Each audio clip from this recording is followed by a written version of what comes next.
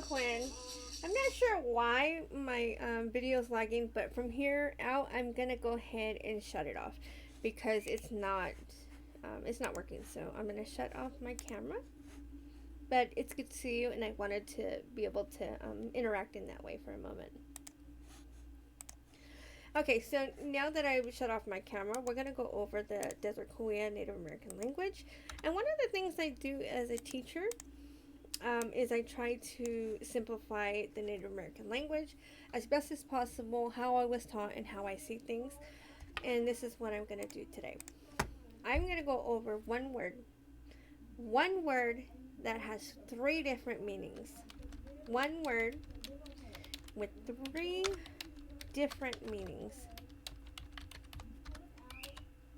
And that word is eat. So to us in the Native American Desert Cahuilla language, the I is the E sound. I is the E sound. So when we have an I and a break, that's like a stop. It's like you're saying the E and you're abruptly stopping, like E, right? But for you guys who are barely learning, I'm gonna let you guys go ahead and say eat, like you're eating something, okay? And that's sounding like eat. And that's only so that you're a beginner learner, so I want you guys to say it as close as possible. I don't want you to go back, read this over, and think I. I. It's not. It's the E sound. E. E and a stop. So when I put the stop there, it's an abrupt stop, and you're saying E. This is the word that I'm going to teach you today. I'm going to teach you the 3 ways that we use eat. Okay? Let's go ahead and start with. We'll start with the first one. First way we use eat.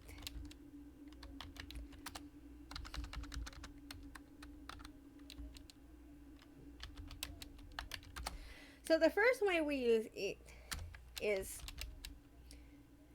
for this. That's what it means. This. Most of the times you're going to see this in front of the word, such as eat, naamiawaki.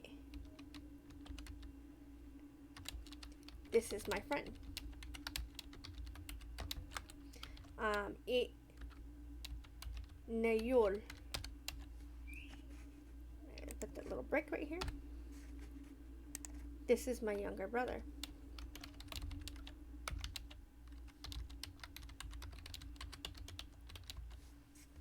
And then we have, let's lower this down a little bit.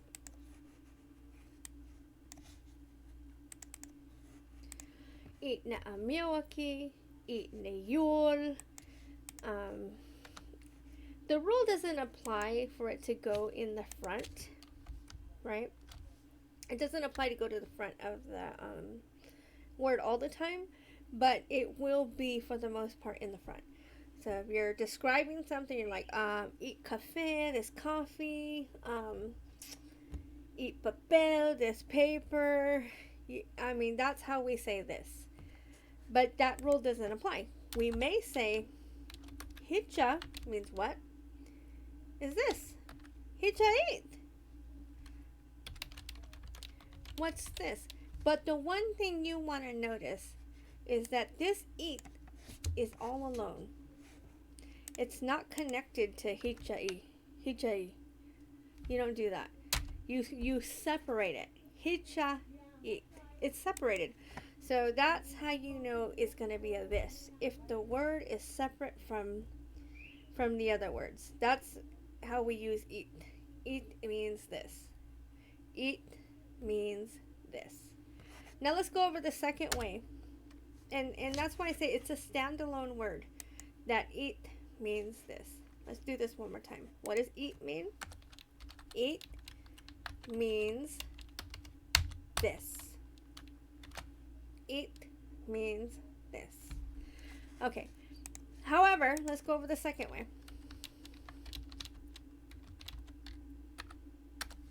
The second way we use eat is attached to a word. For instance, I'm gonna go with hingiwit. Let me see. Hingiwit. Okay. For hingiwit, I'm gonna show you what a hingiwit is real quick. A hingiwit is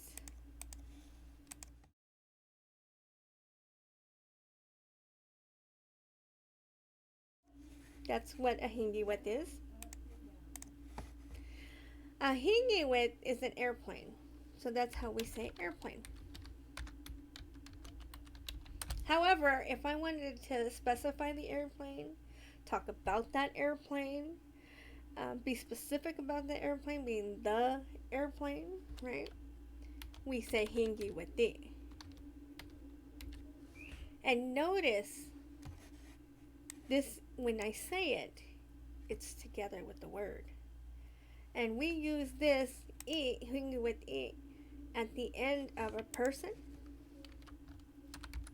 place, or thing.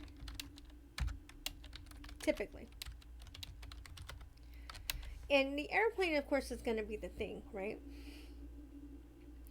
So basically, when we're putting the E at the end, we're saying, and this is for you to kind of understand the airplane. The airplane, like this airplane, the airplane. You're just discussing that airplane. You know what I mean? You can even refer to it as this, right? Because it's like the airplane, this airplane. You're talking about this airplane. And the same thing with the owl, right? Owl is a dog. And we're saying this dog, the dog. Owl the dog. But it has to be attached to in the back of a noun. Now remember that, because that's important when it comes to the third way we use it. In the back of a noun, it means the. We're talking about the. Hingiweti, awoli. What's another way we use it?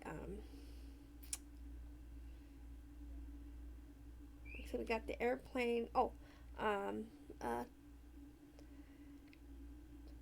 Tachlisweti. So the native or the person. That tachliswet is referring to the native or person. I'm going to put / person here. So you're specifying that person, that dog, that plane, the plane, the dog, the person. That's how I see it. When I see eat at the end of the noun, that's what it is. It's the. You're just really specifying it. Eat standalone means this. It's not connected to the word when we say it in Cahuilla. When you say it in Cahuilla, hingiwati, it's together. You see that? I'm not saying hingiwat eat. You know what I mean? I'm saying hingiwati. Chip up. Now, let's go to the third way we use it. Third way we use eat. So here's the third way, and this is, for the life of me, I want to give you something that is easy to remember. This is how I'm teaching. I'm trying to get my students to learn these specific rules, because they're there. You know what I mean? Like, you just got to recognize them. All right, now let's go to the third way we use eat. Now this is action words, verbs, etc. There's something that's happening. When we use them, when we have an eat at the end of an action word,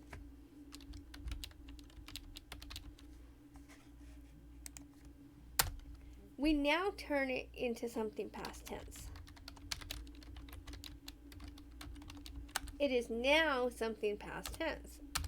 For example, I did hichi, right? So everybody knows hichi means to go. Hichi means, well, it's not to go because we say hichika, but hichi means go. Hichi means go. Now, if I say hichi I, that means it now turned into went. Hichi I. So that's how we use it when it comes to action. It's still got that I sound, okay? Hichi I. Hichi I means went. With that said, right, I just turned it into something past tense, something that happened already. Let me give you one word that you can change yourself just by me giving you the root word. Let's go with tahmo, and this is one I use with my students. Tahmo. Tahmo to us means to sing. You're not saying singing, you're not saying to sing, you're saying tahmo. Tahmo means sing. But if you say sang, how do you take a second to think about this?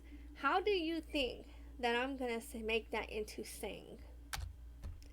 Because hichi, the root to hichi is go, and I added the I. Hichi is went. Now what do I do here? If you said add the I, you're correct. Tahmo'im, sang. Easy peasy lemon squeezy. So this is how we make it past tense. So there's 3 ways we use that E sound. Okay? Eat. Eat.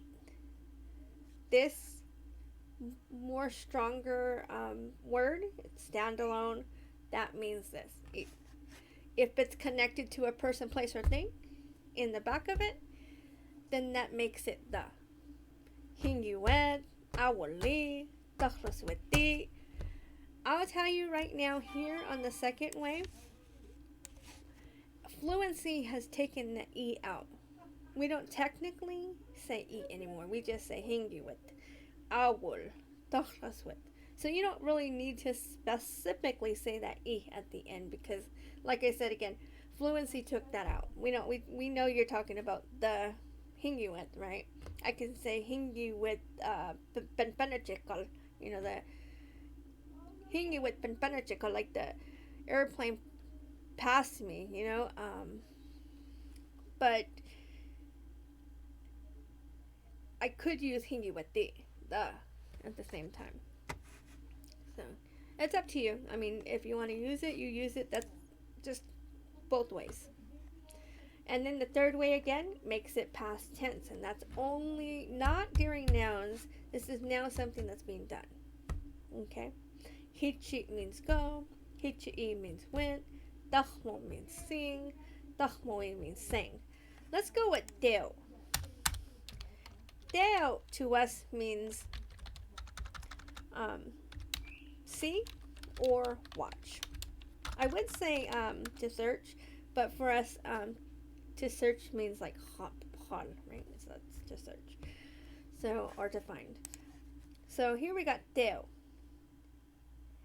If I'm going to make to see or to watch past tense, how would I do that? How would I make it to seen or watched? You're correct if you said add the I. Perfection. So we would just say deo I. Seen or watched. I'm glad to have given you this time and a little bit of time that I've given you to learn the Desert Cahuilla language. Achima aloha.